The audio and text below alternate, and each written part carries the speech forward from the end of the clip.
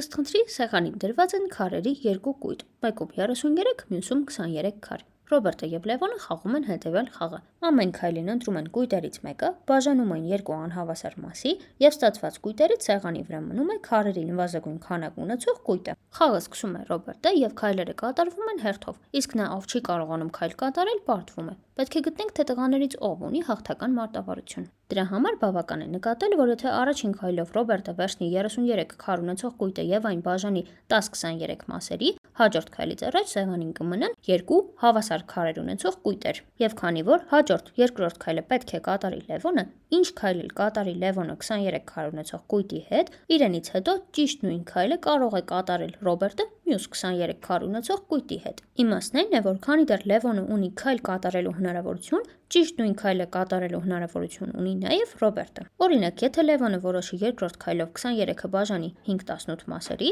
հաջորդ քայլից առաջ սեղանին կմնան 23 եւ 18 քարեր ունեցող կույտերը, եւ երրորդ քայլով Ռոբերտը կարող է մյուս 23-ը եւս բաժանել 5 եւ 18 մասերի։ Եվ այսպես շարունակ կհասնենք այն վիճակին, երբ սեղանին մնացել են 2 հատ 3 քարից բաղկացած կույտեր, եւ քայլելու հերթը Լևոնինն է։ Նա ստիպված կվերցնի այդ 3-ներից մեկը եւ այն կբաժանի 1-2 մասերի, որից հետո սեղանին կմնան 3 եւ 2 քար ունեցող կույտեր, որից հետո, ինչպես արդեն պարզեցինք, Ռոբերտը կարող է կրկնել նույն քայլը մյուս 3 քար ունեցող կույտի հետ։ Եվ այսպես սեղանին կմնան 2 հատ 2 քարից բաղկացած կույտեր, եւ քայլելու հերթը կլինի Լևոնինը, սակայն նա այլևս չի կարողանա քայլ կատարել։ Սա էլ կլինի Ռոբերտի հաղթական մարտավարությունը։